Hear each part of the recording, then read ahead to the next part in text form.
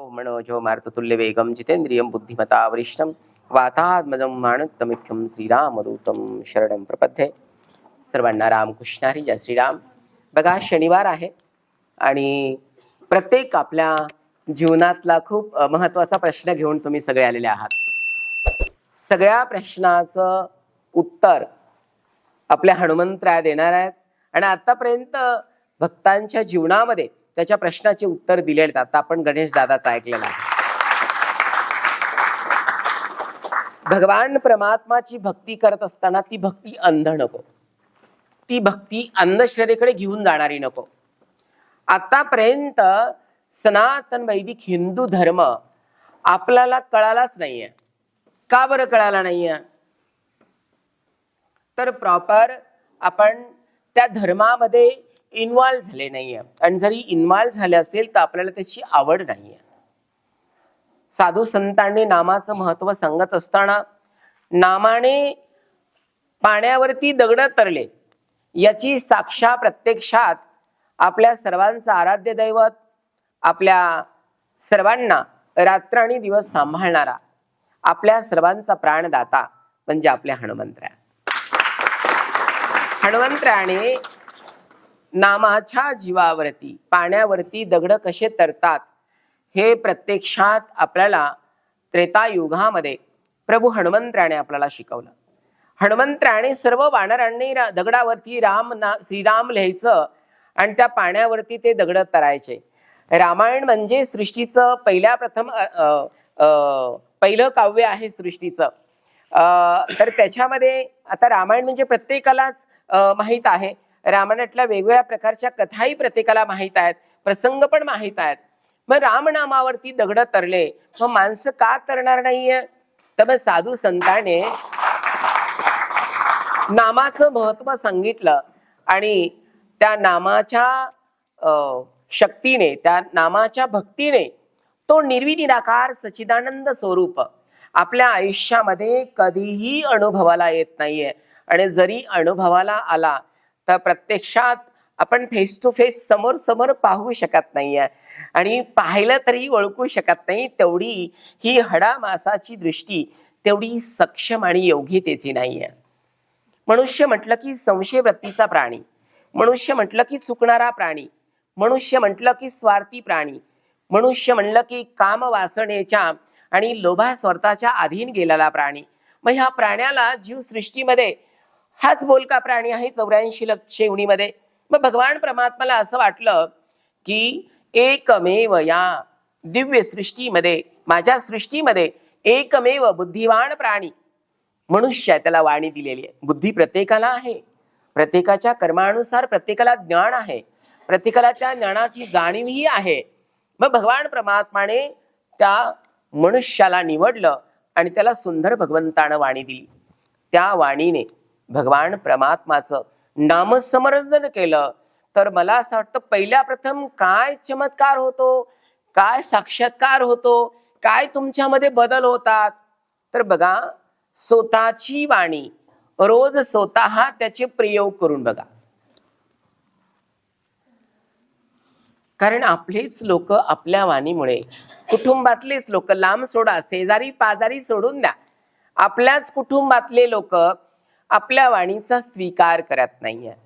नको त्यांचा कर्कश आवाज आहे, नको त्यांचा शब्द प्रयोग योग्य नाहीये, नको त्या व्यक्तीच्या नादाला लागायचं, सकाळी सकाळी त्या व्यक्तीचे शब्द कशाला श्रवण करायचे. आणि माणसं आपलेच लोक घाबरून भिवून पळतात आणि त्या व्यक्तीशी बोलत नाहीये. आणि जर चांगली व्यक्ती असेल, सज्जन व्यक्ती असेल, ज्याची वाणी गोड असेल, ज्याचं कर्म चांगलं असेल आणि त्याच्या वाणीचे शब्द प्रयोग आपल्या अंतरंगाला आनंद देणारे असतील तर त्या महात्म्याची, व्यक्तीची, नातेवाईकाची, त्या भक्ताची, सज्जनाची आपल्याला त्या वाणीची आवड लागते आणि ऐकावासी वाटते. आता सगळे विचार करा, 1 मिनिट अभ्यास करा की मी सकाळी उठल्यापासून रात्रीपर्यंत मी कशा शब्दांचा प्रयोग करतो. किती लोक माझ्या विचारांना फॉलो करतात, किती लोक माझ्यावरती प्रेम करतात, किती लोक माझ्या वाणीचं अनुकरण करतात, किती लोक माझ्या आहेत आणि मी किती लोकांपर्यंत पोहोचतोय. प्रत्येकाने अभ्यास करणं फार गरजेचं आहे. ज्ञानी महात्म्यांना सांगितलेलं आहे, जे सत्य आणि असत्य हेच ईश्वर आहे. सत्य आणि हेच धर्म आहे. सत्य आणि हेच पृथ्वीला सपोर्ट करणार आहे. मी तर नेहमी सांगताना सांगतो, God is truth and truth is God. God is everywhere. तो भगवान परमात्मा एक सत्य आहे, त्याचं नाम एक सत्य आहे आणि तो सर्वांमध्ये परिपूर्ण भरून आहे. त्याचं नाव आहे सत्य आणि तोच आहे भगवंत. भगवान परमात्मा जेव्हा जेव्हा यदा यदाई धर्मस्य ग्लानिर्भवति भारत, जेव्हा जेव्हा समाजाला गरज भासते सत्याची, तेव्हा तेच सत्य भगवंताचं रूप धारण करत असतं.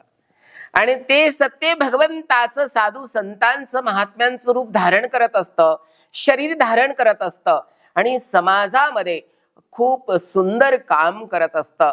आणि म्हणून असे सत्संग होतात. आता कोणाकडे वेळ नाहीये कोणाला देण्यासाठी. काही प्रपंचिक लोक आपण आहात. मला प्रत्येकाने वर हात करून सांगायचे की गुरुदेवा, आम्ही खूप आनंदी आहात, आम्ही खूप सुखी आहात. सहज एक तुमचं आम्ही ऐकलं की गुरुदेव काहीतरी आम्हाला मार्गदर्शन करतात.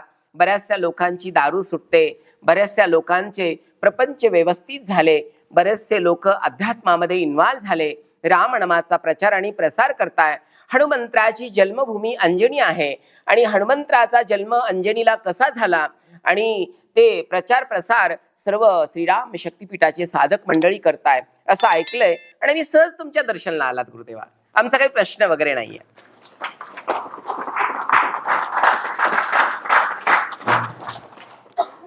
हो, छान टाळ्या वाजल्या. कारण की प्रत्येकाच्या आयुष्यामध्ये काहीतरी प्रश्न आहे आणि तो प्रश्न माणसाला अध्यात्माकडे घेऊन जातो. बघा ना, किती लोकांनी स्वतःच्या पत्रिका बघितल्या असतील, किती लोकांच्या हातामध्ये वेगवेगळ्या प्रकारचे स्टोन असतील, किती लोकांच्या गळ्यामध्ये वेगवेगळ्या प्रकारचे यंत्रतंत्र असतील.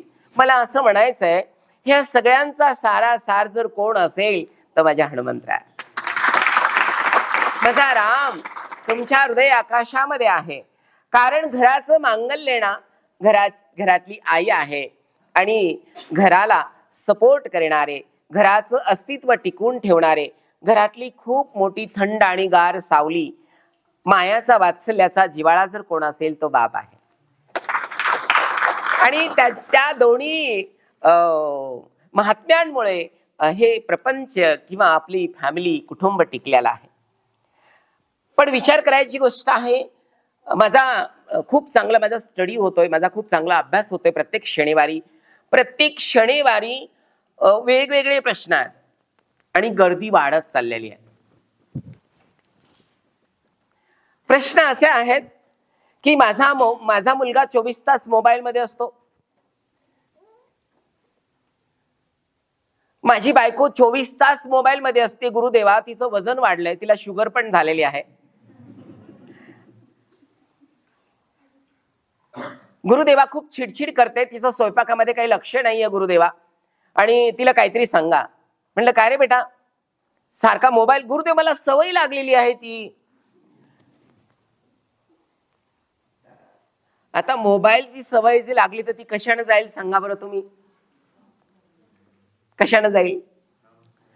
मोबाईलची सवय जर तुम्हाला लागली ना तर तुम्ही स्वतःवरती अभ्यास करा.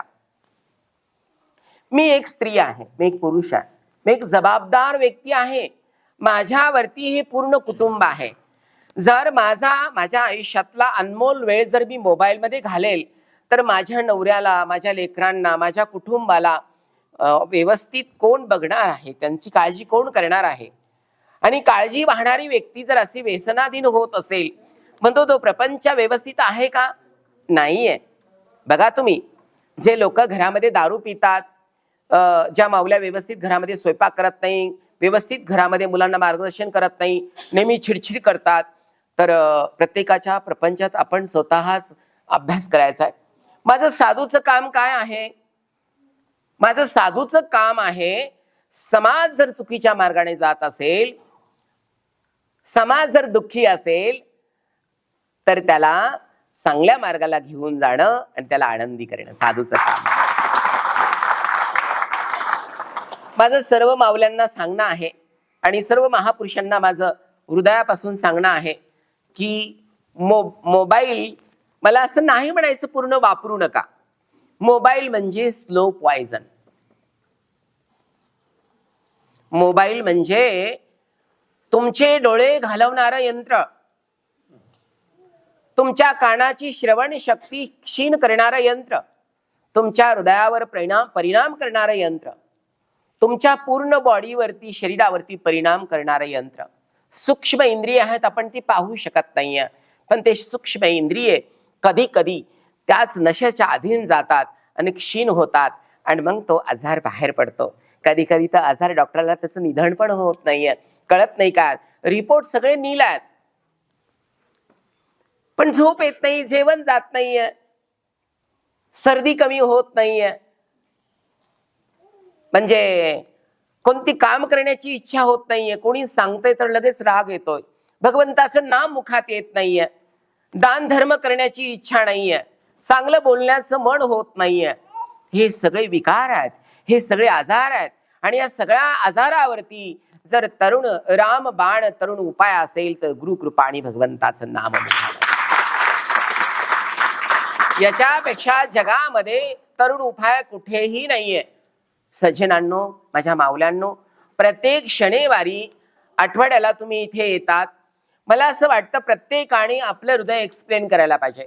प्रत्येकाने मला काय अनुभव आला, मी गुरुदेवांकडे का येते, मी गुरुदेवांकडे का येतो, मला का असं वाटतं माझा एवढा बंगला, शेती, नाते गोते, सगळे मुलं बाळ सगळं सोडून द्यावं आणि गुरुदेवाच्या चरणामध्ये 1-2 तास बसावं, सगळं मन हलकं करावं, देवासारखं बनावं. असं का वाटतं? कारण की हे सगळं जगामध्ये नाहीये आणि असेल तरी तुम्हाला ते दिसणार नाहीये. श्रीराम शक्तीपीठ अतिशय सुंदर काम करत आहे. सज्जनांनो, आपलं कुटुंब जेव्हा जबाबदारी आपल्यावरती येते, आपलं कुटुंब आपल्याला सांभाळायचं असतं, तर कोणत्या नशाच्या अधीन जाणं योग्य नाहीये. श्रीराम शक्तीपीठामध्ये डोळस बुद्धीने, डोळस दृष्टीने अध्यात्म शिकवल्या जातं. कारण की आता बऱ्याच प्रकारे आपण व्हिडिओ वगैरे बघताय, बऱ्याच प्रकारे मोबाईलच्या माध्यमातून बऱ्याच प्रकारे प्रचार आणि प्रसार चुकीचा होतोय. कारण की जास्तीत जास्त महाराष्ट्रामध्ये आणि भारतामध्ये म्हणजे जास्त लोकांच्या देव आता अंगात यायला लागलेल्या आहेत. अंगात आल्याच्या नंतर लोक ते कोडे सोडवायला लागलेले आहेत. मला विचार येतो, कारण माझा तो स्वभाव नाहीये कोणावरती टिप्पणी करायचा, माझा स्वभाव नाहीये कोणाला नाव ठेवायचा. बरं, तुमच्या जर अंगात येत असेल आणि समाज अंधश्रद्धेकडे तुम्ही घेऊन जात असाल तर मला बोलावंच लागेल, कारण मी भारतीय आहे, राष्ट्र माझा आहे, देश माझा आहे. या देशातला प्रत्येक सज्जन माझी माऊली माझी आहे, या देशातला प्रत्येक प्राणी माझा आहे. आणि माझ्या देशातले लोक जर अंधश्रद्धेकडे वळत असतील, माझ्या देशातल्या लोकांना कोणी फसवत असेल, तर ते मला तरी सहन होणार नाहीये. आणि म्हणून मला कधी कधी बोलावं लागतं. सज्जनांनो, माझ्या माऊल्यांनो, देव कधीही अंगात येत नाही. गेल्या शनिवारी माझ्याकडे एक दादा आले होते. ते म्हणे, गुरुदेवा, माझ्या वडिलांची शंकराची हवा आहे. त्या झालेत का नाही मला सांगता येणार नाहीये. आल्या असतील आता तर त्यांनी उठून उभा टाकले तर खूप छान वाटेल. मी त्यांना प्रत्येक वेळेस सांगत होतो की तुम्ही खूप टेन्शन मध्ये आहात, तर ते मान्य करायला तयार नव्हते. ते सांगायचे की नाही, माझ्या हवा बरोबर आहे. आमच्या घरामध्ये माझ्या वडिलांच्या, माझ्या आईच्या अंगामध्ये हवा येते. पण गुरुदेवा, आमच्या घरामध्ये पैसा टिकत नाहीये, आमच्या घरामध्ये शांतता नाहीये, आमच्या घरातला आजार कमी होत नाहीये. मग मला विशेष असं म्हणायचंय, त्या दादाचं मी नावाचा उल्लेख करतोय, तो जर व्हिडिओ ऐकेल किंवा नंतर कधी भेटल तर माझं त्याच्याशी बोलणं होईलच. कारण की मला असं वाटतं, जर देव तुमच्या अंगात असेल, देवाशी तुम्ही गप्पा मारत असाल, देव आपल्या भक्ताला दुःखी ठेवतो? देव एवढे भक्तांना आधार देतो? आता देवाची भक्ती करत असताना देव अंगात कसा येतो? एक उदाहरण देतो तुम्हाला मी. पहिल्या प्रथम तो करतो, अंगात देव येत नाहीये. देवाचा दृष्टांत तुम्हाला होऊ शकतो. संत चोखोबा माहित आहे ना आपल्या सगळ्यांना, कारण या महाराष्ट्राला लाभलेला अनमोल धन आणि अनमोल भक्तीची शक्ती, पांडुरंगाचा परम भक्त माझा संत चोखोबा. म्हणजे भगवंताशी जेव्हा तुम्ही गप्पा गोष्टी करतात, भगवंताचं वेड तुम्हाला लागतं, नामाचं वेड तुम्हाला लागतं, त्यावेळेस त्या भक्ताची आणि भगवंताची दोघांचीही स्थिती काय असते, एकमेकाबद्दल अटॅचमेंट, एकमेकाबद्दल प्रेम कसं असतं. एकादशीचा पर्वकाल होता आणि एकादशीला आषाढीला माझ्या चोखोबा माझा 10 ते 12 वर्षाचा. किती वर्षाचा संत चोखोबा? 10 ते 12 वर्षाचा. आतून खूप इच्छा आहे, प्राण तरमळतोय की मला ना पांडुरंगाच्या दर्शनाला जायचंय. मी तिथे ना माझी जना अक्का राहते, तिथे संत श्रेष्ठ नामदेव असतात आणि नामदेव कीर्तन करतात आणि सर्व दिग्गज कीर्तनकार पांडुरंगाचे परम भक्त त्या चंद्रभागेच्या तीरेवरती येतात आणि एकादशीचं कीर्तन श्रवण करतात. ते कीर्तन मला माझ्या नामाचं श्रवण करायचंय, मला माझी जनाक्का बघायची, मला पांडुरंगाचं दर्शन करायचंय.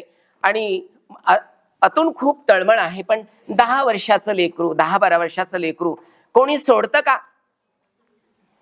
तर माझ्या चोखोबाची खूप इच्छा आहे, पण आई आणि वडिलांची, ते आई वडील दोन्ही परम भक्त पांडुरंगाचे. पण छोटासा चोखोबा आहे, पंढरपूर लांब आहे इथून, आणि तो जरी गेला तर परत येईल का गर्दी असते. आणि प्रत्येक आईला आणि बापाला मुलाची काळजी असते. माझ्या पांडुरंगाने एक या दाव्यावाल्याचे, दावे विकणारे लोक असतात ना, त्या दाव्यावाल्याचं रूप धारण केलं, एक वारकऱ्याचं रूप धारण केलं. वारकऱ्यासारखा मोठा गंध वगैरे, तुळशीची माळ गळ्यामध्ये, बुक्का वगैरे, देवाने सुंदर मेकअप केला. तर देवाची लीला म्हणल्याच्या नंतर माझे शब्द कुठं बसतील? किती वर्णन करू सांगा. तर भगवान परमात्मा पांडुरंग एका प्रवाशाच्या रूपामध्ये, वारकऱ्याच्या रूपामध्ये माझ्या संत चोखोबाच्या घरी गेले. आणि गेल्याच्या नंतर सांगितलं, का हो तुमच्या घरातून कुणी वारीला येतं का? तर हळूच माझा चोखोबा म्हणत होता, का हो तुम्ही उद्या ना पंढरपूरला जाणार? हा. तर चोखोबा त्याच्या आई वडिलांना सांगतो की आता ना मला हे काका ना मला आता सोबती भेटलेले आहेत, माझी काही काळजी करू नका, पांडुरंगावर सगळं सोडून द्या, आणि मी आता यांच्या संग सकाळी उठलं की जातो. रात्रभर माझ्या चोखोबाला झोप नाहीये, कारण की मला जर झोप लागेल आणि हे वाटसर वारकरी काका सकाळी लवकर उठतील आणि निघून जातील. बघा ना देवाचं वेड कसं असलं पाहिजे. आणि रात्रभर उठायचा, त्या काकांना विचारायचा. रात्रभर त्या पांडुरंगाला असं वाटलं, का रे चोखोबा, एवढा तुझा जीव प्राण माझ्यामध्ये आहे, तू कधी मला पाहिलं नाहीये, खरंच माझं एवढं तुझ्यावर प्रेम आहे का रे? आणि त्या संत चोखोबाला ते काका म्हणत होते, पांडुरंग नावाचे ते काका म्हणत होते, अरे बाबा अजून उजडलं नाहीये, मी खूप थकून आलोय, आताच तुझ्या आई वडिलांनी मला जीव घातलेला आहे आणि आपण झोपू, बरोबर आपण ब्रह्ममुहूर्तावरती उठू, आंघोळ्या वगैरे करू आणि मग आपण पंढरपूरला जाऊ. ते पांडुरंग काका म्हणायचे, रात्रभर माझ्या चोखोबाची तळमळ बघत होते. देव भावेचा भुकेला आहे भगवान परमात्मा, आणि माझ्या चोखोबाला रात्रभर झोप नाहीये, कारण की तो काका निघून जाईल. पाठे यालाही झोप नाही, देवालाही झोप नाही, माझ्या चोखोबालाही झोप नाही, चोखोबाच्या आईवडिलांना पण झोप नाहीये. रात्रभर जागले. सकाळी कोंबड्यानं बाग द्यायच्या टायमाला हे सगळे आंघोळ्या वगैरे केल्या आणि मार्गाला लागले. तर त्या वाटसरू वारकरी काकांना ते चोखोबाच्या आईवडील म्हणतात, माझा चोखा लहान आहे बरं, हा एकटा कधी गेलेला नाहीये. तर का हो, तुम्ही याला सांभाळून आणाल ना? तर ते वारकरी काका म्हणतात, तुम्हाला तर सांगितलं वारकरी काका कोण आहेत, तर तुम्ही चोखोबाची काळजी करू नका, मी त्याला घरी आणून सोडेल, कारण हाच माझा मार्ग आहे, हाच माझा रस्ता आहे. तर मी जेव्हा जाईल ना माझ्या घरी, तेव्हा मी चोखोबाला सोडेल. आणि सज्जनांनो, माझ्या मायबापांनो, धर्मधन भाग्यवंतांनो, माझ्या माया बहिणींनो, त्या वाटसराबरोबर चोखोबा पंढरपूरला गेला. आणि पंढरपूरला गेल्याच्या नंतर माझी जना आता कपडे धुवत होती. आणि कपडे धुता धुता जना आकाची दृष्टी त्या पांडुरंगावरती पडली. त्याच्या पाठीमागं माझा चोखोबा होता आणि जना अक्काला पाहिलं आणि देव अदृश्य झाला. त्या काकांना म्हणत होता तो चोखोबा, माझी जना अक्का मला बघायची हो. आणि पळत पळत तो अदृश्य झाले पांडुरंग. आणि तो जनाकाकडे गेला आणि त्या जनाकाला म्हणतो, का रे चोखा, तू एकटा आला? नाहीये, एक काका होते आणि त्या काकांबरोबर आले. तर जनाका म्हणते, अरे बाबा, तो काका नव्हता, तो हा बाप होता आपला, सगळ्या जगाला तो सांभाळतोय. त्या जनाकाने चोखोबाला आलिंगन दिलं आणि ती माऊली, जगाचा बाप तिनं हृदयात ठेवला. जगाच्या बापानं तिचे कपडे धुवू लागले, तिच्या गवऱ्या थापू लागल्या, तिला स्वयंपाक करू लागला, तिची झाडझूड केली आणि जनाला त्या धामाला तो घेऊन गेला. अजूनही अजरणी अमर आहे. आणि तो जगाचा बाप जेव्हा जना आकानं पाहिला, माझ्या चोखाला पांडुरंग घ्यायला गेला आणि आलिंगन दिलं आणि धसा धसा माझी जना खरडत होती. अरे चोखा, किती भाग्यवान आहेस रे बाबा, बघ ना, ह्या भगवंताचे, पांडुरंगाचे हजारो लाखो भक्त आहेत. काही भक्त मला विचारतात, काग जना, खरं तुला तर गौऱ्या थापू लागतो, तो तू बघितलास का, तो कसा आहे? कसे कसे मला लोक प्रश्न करतात. आणि तो तुला घ्यायला आला. बाबा चोखोबा, किती भाग्यवान आहेस रे तू. आणि चोखोबाला काही खरं वाटत नव्हतं. चोखोबा तिथे गेला, कारण तेव्हाचा भारत, तेव्हाचं वातावरण खूपच विचित्र होतं. त्याचं का मी एक्सप्लेन करणार नाहीये. बरेचसे वर्ण व्यवस्था, बऱ्याचशा गोष्टी होत्या. कारण की कोणी मंदिरात जायचं नाही, देवाला स्पर्श करायचं नाही, देवाचा जाऊन मध्ये नमस्कार करायचा नाही, देव बाटल किंवा देवाला तुमचा त्रास होईल वगैरे वगैरे वगैरे. बाकी काही मी एक्सप्लेन करणार नाहीये, हे सगळा इतिहास सगळ्यांनाच माहित आहे.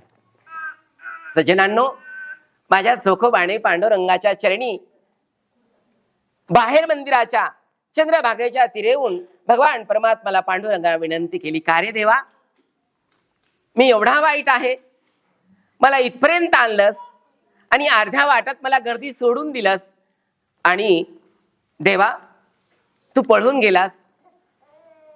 का रे देवा, तू बाटला असतास, तुला लोकांनी नावं ठेवलं असतं. देवा, मी एवढा वाईट आहे. आणि अधिकार पहा सज्जनानं, माझ्या माऊल्यांनो, पांडुरंगाशी चोखोदेव बोलत होता. आणि माझ्या पांडुरंगाचं अंतकरण कसं असेल तुम्ही अभ्यास करा. प्रत्येकाला हृदय आहे, प्रत्येकाला मन आहे, प्रत्येकाला बुद्धी आहे आणि प्रत्येकाला फिलिंग्स, भावना असतात प्रत्येकाला. तुम्ही तुमच्या अंतरंगामध्ये तुमच्या मनाला विचारा आणि तुम्ही फील करा की काय वातावरण, तिथलं सिच्युएशन कशी असेल. आणि माझ्या पांडुरंगाला जेव्हा चोखोबा बोलत होता ना, माझ्या पांडुरंगाला इतका आनंद होत होता. अरे चोखा, तू जे जे बोलशील ना ते सत्य आहे.